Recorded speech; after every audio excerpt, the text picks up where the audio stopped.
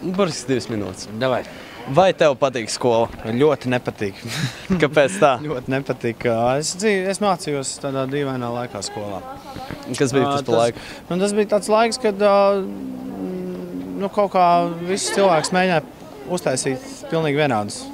Man tas tik nepatīk. Un tad tu biji tāds nonkonformists pilnīgi. Es biju, kā es šorīt parādīju, teicu, ka bija 2 veidi cilvēki, tādi, kas mācās, tādi, kas nemācās. Es biju tas, kurš nemācās. Un tas izteica visu. Es kopā mācījos kādās 5 skolās līdz pabeidzu vidusskolu. 5? Jā. Tas ir iespējīgs skaidrs. Jā, 1. septembris īpaši ir iespējīgi, ka mācījos 5 skolās. Jā, un tad tev pajautā, kur tu mācījies iepriekš, un tad tu skaitīji visas tās iepriekšējās 4 skolas?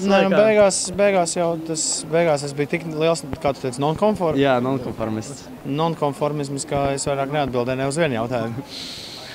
Tu pilnīgi biji tāds atsušinātais tips. Jā. Sākuma skola, pamatskola vai vidusskola? Kurš laiks tev patika vislabāk? Vidusskola, jo tur man visu lika mierā. Beidzot. Nē, es vidusskolā jau mācījos, kad es jau sāku darīt kaut kādas pilnīgi citas lietas. Jā. Un tad jau skola palika 2. plānā? Apmēram, jā. Jā, tas vienmēr ir patīkami. Vai ne? Jā.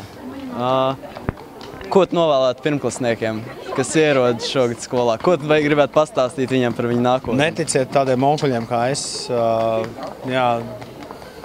Dariet visu, ko jums saka vecāki, un tad jau viss būs labi. Jo pagaidām vecāki taču zina visu, kam un kā ir jābūt. Jā, un ko tu novēlētu jau 6-klasniekiem tādā gadījumā? 6-klasniekiem es novēlētu noteikti neklausīties jau vairs tajā, ko vecāki stāsta.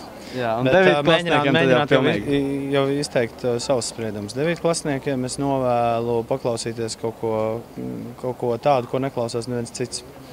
Tas tā par muziku runāju. Jā. Labi, paldies jums. Labi. Čau.